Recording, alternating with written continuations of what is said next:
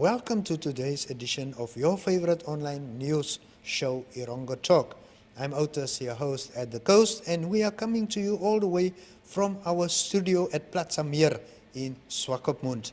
On today's show, Gerson Seibeb, one of the founders of Home Away from Home, a charity organization, talks about their projects, and Kimberly Ilago, a learner, shares her views on how donations such as Sanitary Pets helps girls at local schools.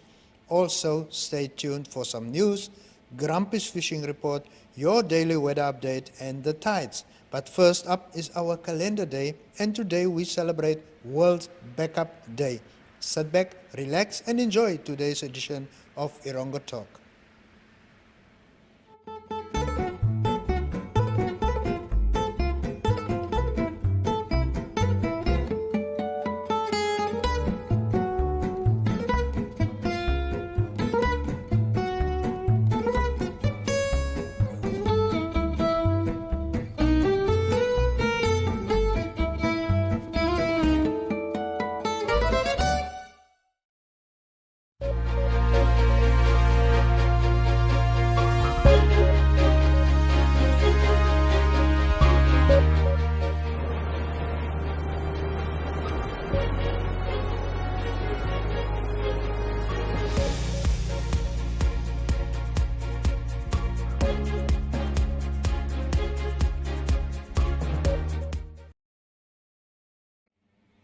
And now for the news. The Walvis Bay Municipal Council recommended the approval of 11 million Namibian dollars towards the development of services of Green Valley, which is also known as Farm 37, while it waits for central government's assistance of about 109 million Namibian dollars. Late last year, some councillors tabled a motion for the development of Green Valley to be expedited because residents are living in deplorable and risky conditions. Based on the latest survey, there were about 35,000 people living in 11,000 shacks in deplorable conditions that need to be addressed.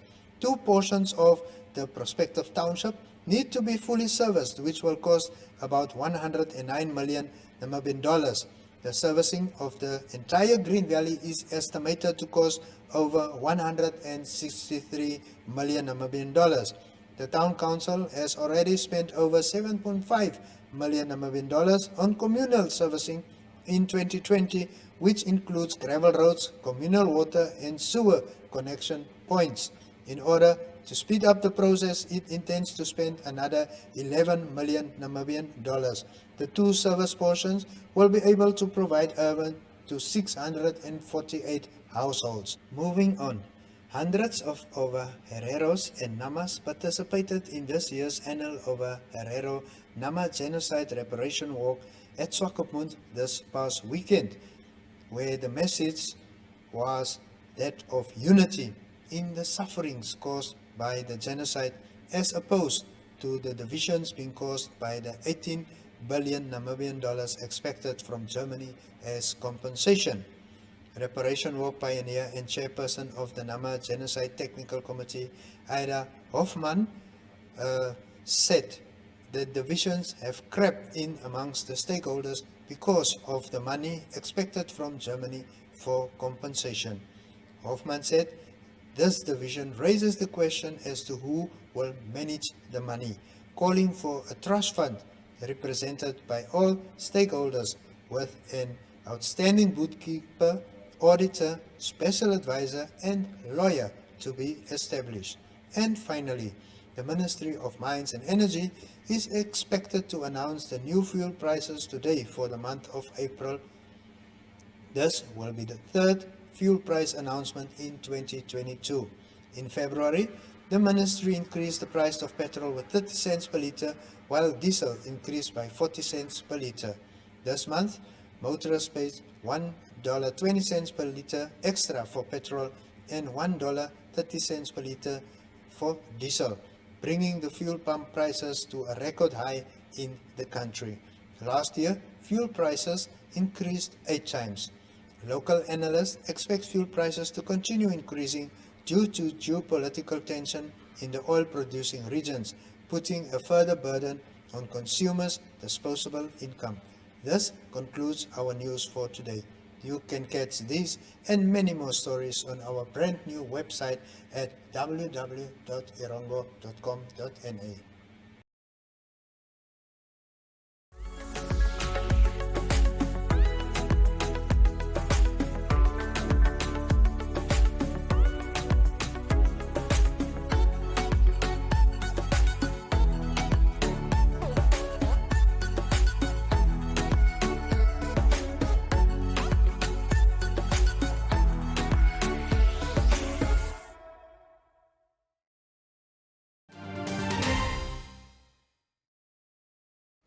Okay, with me here is Gerson from Home Away from Home, the charity that's been involved at Tudaleni High School or this area for a while now.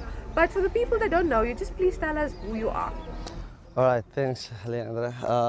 Yeah, we Home Away from Home, the soup kitchen. We started in 2016. My mother is the one making the soup. We all are involved at home. That's why we took it at Home Away from Home. And we really have a love for kids. So me and my sister, we started it out of our own pockets, and we came here to Tudaleni High School. We will stand here every Saturday from 10 o'clock, and then we'll just hand out soup. And as we started, years goes by, we told our sister that everything will fall in place. As we go on and as things progress, people will start to look into it, and people will start to donate us in what we are doing. And the Rotary Club later get involved, and the Rotary Club started to donate for us a certain portion of amount, whereby we contribute that amount onto the soup kitchen every Saturday. And as the years goes by, you don't only want to stop at soup kitchen or hand out every Saturday soup kitchen. Now we say, okay, right, let's come together, let's brainstorm, let's see what we can do, what else is there, what we can do for the community. And then we did the Udusep project whereby we hand out over 250 food packages in Udusep for the community. It was really nice. I had a flat tire as well, but the team was so quick and they helped me out, but it was phenomenal. And we just realized there that after the soup kitchen we have done still every Saturday, after with the Rotary, the Udusep project we have done to hand out the 250 food packages, we've decided, is it all that we can do? What else is there? And again, we went to the drawing board, we sat together, brainstorm, and we said, okay, let's look into the sanitary pads. There's a need for sanitary pads for the girls, especially we can speak to my sister, the girls gave their view, and we said, all right, let's run this project. Let's get the other guys to get involved. Eagle Up Wall Ivan was nice to make this banner for us, and we really appreciate it. And at a time, you really feel like, is it going to happen? Will it make it? Are we going to get that amount of boxes? And we said, all right, this is the date we're going to set out. This is the weekend we're going to do it, and let's see if we can run it. And as I said previously, I really thank the Walvis Bay community that stood out for us at the mall. The mall was so helpful. The mall was helping us advertising that as well. Wow. And they said, every time if you have something, let us know. We will through it, we will give it over to the other guys as well for them to know.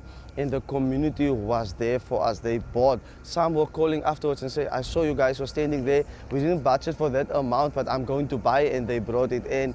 This is really something that stood out. After 5, while we were counting all these boxes, close to 1,300 of sanitary pads, we just realized, but come on, we can do bigger than that. So what's our next project? Can we do it again? And we all are so excited. And the most important thing was to hand over the sanitary pads at the school where we are doing the soup kitchen, and because this is our starting ground, and then we're going to target the other schools as well. And we weren't going to stop. Anything that is to do with the community, our hearts are in, our hearts are there, and this is something that we grew up with. And the best thing, the lekker thing that I really appreciate is my mother helping us to do the soup every time. And every time she does the soup, there's no way I'm not having a bucket to taste that lovely, lovely soup from her. But yeah, everyone that is involved really puts in his hand, and I really thank the team, the sacrifices they are doing making the time, cutting off the time to help in every project that we are running. We still have also one house, a young lady with more than 12 kids, whereby we also look into her in Swakop. We also take food packages to her.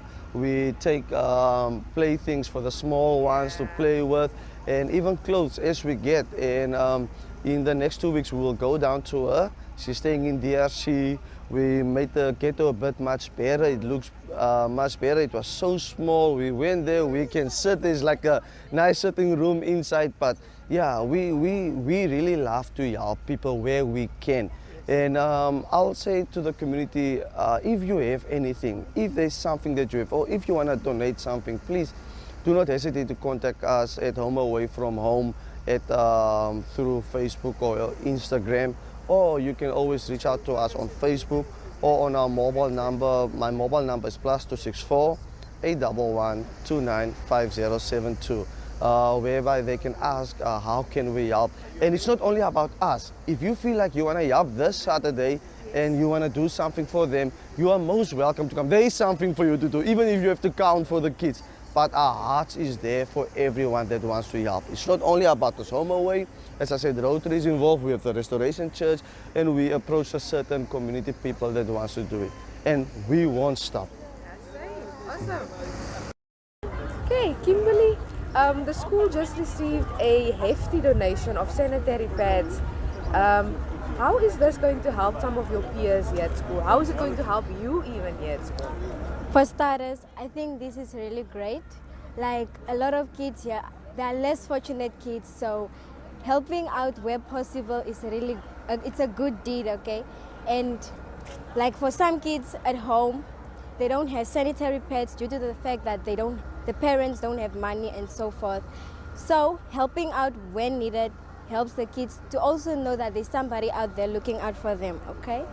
And yeah, like it's really good. Now, tell me, a lot of learners, a lot of girls get embarrassed when it's that time of the month. Do you think the school or the community needs to do more to educate learners on menstruation, both boy and girls? Yes, I think they really should. Like for boys, they tend to make fun of girls if they are on their menstruation cycle. Yes. Sorry. So like now the girl is on her periods. She doesn't want to go to school because she's afraid of the judgment from others, and that makes her. She might even end up committing suicide just because of the fact that people will judge her, and to the fact that she doesn't even know what's happening to her body. So like they have to educate the learners that it's a normal thing. They shouldn't be embarrassed of it.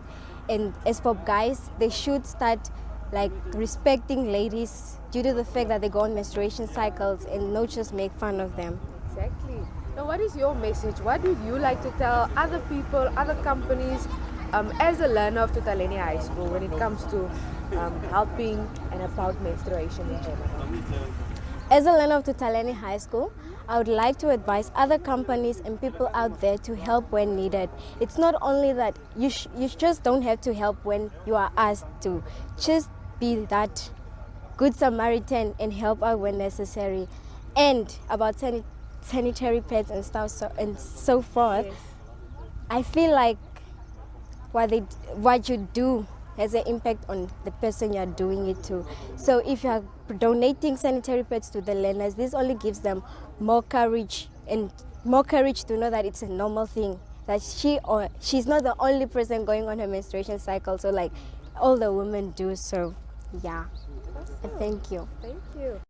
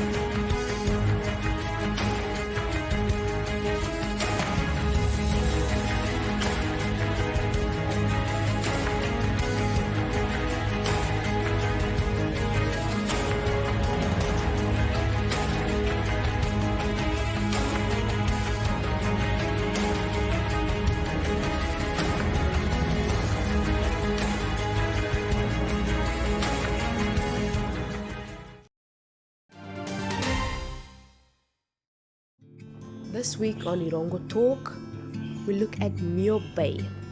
Muir Bay was used as a harbour to offload mining equipment and personnel during the diamond rush between 1890 and 1914 and served as a logistics hub in later years.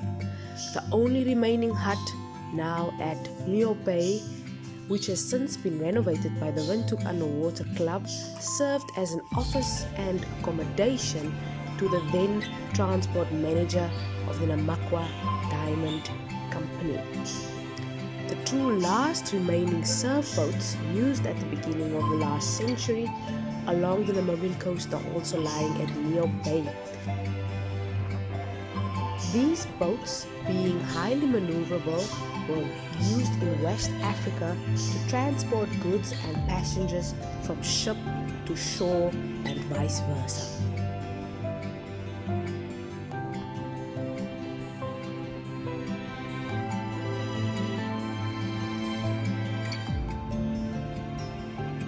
This area is also marked by whale bones originating from a whaling station that was located on one of the offshore islands.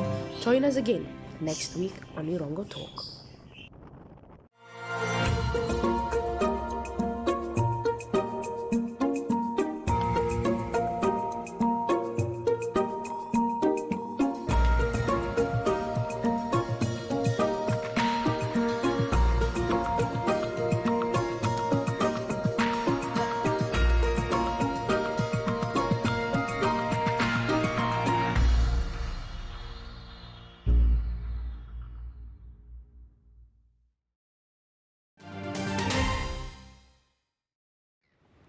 And now for the fishing report.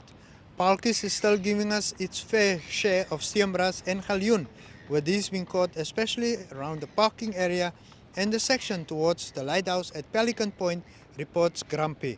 Long Beach has been somewhat quieter, but that should pick up quickly as we head into the winter months. Keep an eye out for strong seas, especially when east wind conditions prevail. Yes, you patiently wait for the sandstorm and accompanying dust to subside and then hit the beach. Very good catches are usually experienced throughout those weather conditions at Long Beach.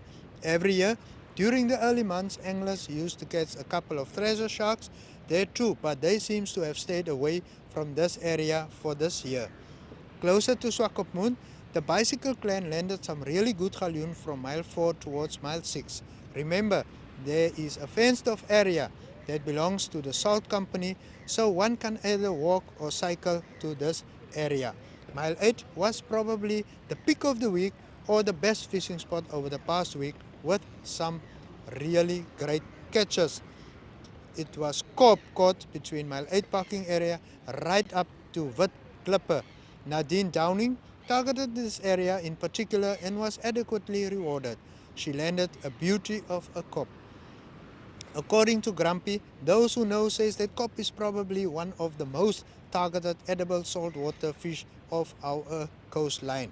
Vlotskasbaken, especially in the vicinity of the tripod, also produce good numbers of galjoen, with catches arriving in dribs and drabs for those that ventured towards the Zela wreck. The fishing was also not bad around Henties Bay. Jakkalspits and Grysdenkie rendered good numbers of fish, with both galjoen and koop caught. According to Grumpy, the northern shores are not yet firing on all cylinders yet, but he is however optimistic that especially the anglers around St. Nowhere campsites will catch their quota of fish. And with that, we've come to say tight lines. Platz Am Meer is a landmark on the coastline of Namibia, a home to quality shops and quality restaurants, a select variety of fashion and food retailers, as well as banks, not to mention the pier with 36 luxury apartments and entertainment for the whole family. Find us at corner of Tabarite and Albatross Street, Vineta North, Swakopmund. Call us on 064 462 242. Visit platzammeer.com.na or at Platz Am Meer on Facebook. Platz Am Meer, enhancing your coastal experience.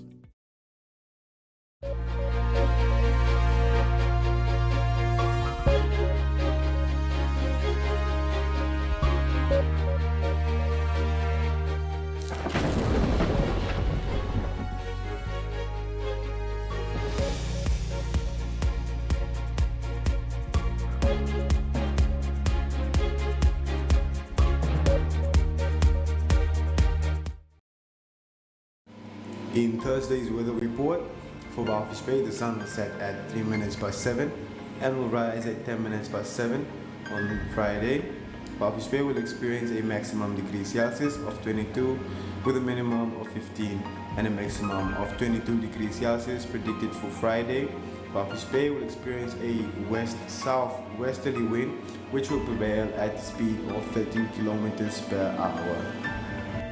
For Swakopmund, the sun will set at 3 minutes past 7 and will rise at 10 minutes past 7 on Friday.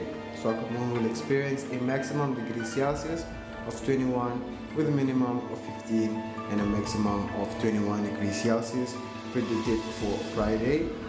Swakopmund will experience a west-southwesterly wind which will prevail at a speed of 11 kilometers per hour. For Henties Bay, the sun will set at 4 minutes past 7 and will rise at 11 minutes past 7 on Friday. Henties Bay will experience a maximum degree Celsius of 21 with a minimum of 15 and a maximum of 20 degrees Celsius predicted for Friday. A south-southwesterly wind will prevail at a speed of 11 kilometers per hour. For Arandes, the sun will set at 1 minute past 7 and will rise at 7 on Friday. Arandes will experience a maximum degree Celsius of 30 with a minimum of 16 and a maximum of 30 degrees Celsius predicted for Friday. Arandes will experience a southwesterly wind which will prevail at a speed of 9 kilometers per hour. For Usakos, the sun will set at 59 minutes past 6 and will rise at 5 minutes past 7 on Friday. Usakos will experience a maximum degree Celsius of 33 with a minimum of 17 and a maximum of 34 degrees Celsius predicted for Friday. Usakos will experience a southeasterly wind which will prevail at a speed of 9 kilometers per hour. For Caribbean, the sun will set at 58 minutes past 6 and will rise at 4 minutes past 7 on Friday. Caribbean will experience a maximum degree Celsius of 31 with a minimum of 16 and a maximum of 32 degrees Celsius predicted for Friday. Caribbean will experience a north-northwesterly wind which will prevail at a speed of 9 kilometers per hour. For Omaruru, the sun will set at 57 minutes past 6 and will rise at 4 minutes past 7 on Friday. Omaruru will experience a maximum degree Celsius of 31 with a minimum of 17 and a maximum of 32 degrees Celsius predicted for Friday. Omaruru will experience a north-northwesterly wind which will prevail at a speed of 9 kilometers per hour.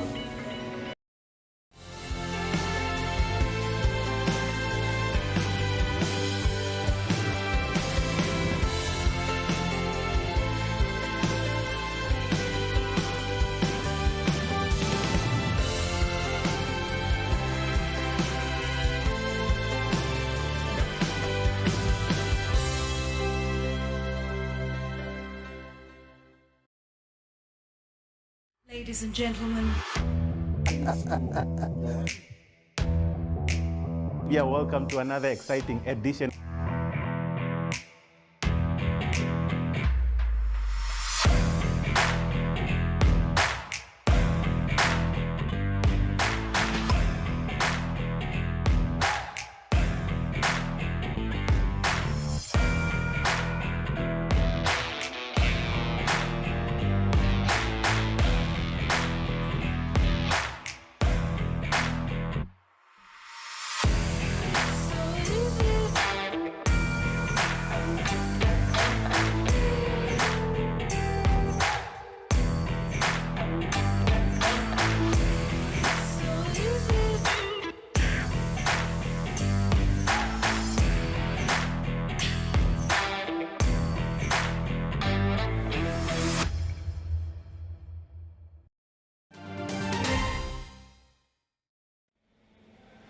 And with that, we've come to the end of today's show. Join our online family of more than 90,000 followers.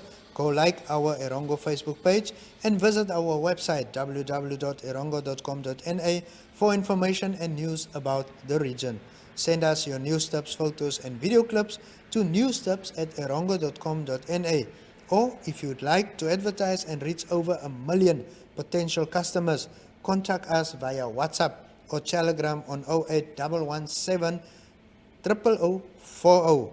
If you're in need of quality company, go check out our NMH TV channel 1up2.com or join us on DStv channel 285 or GOtv channel 94. Finally, we know masks are no longer a must in public, but keep on sanitizing those hands, practice social distance and stay safe. Wishing you a splendid day, and until next time, we say cheerio.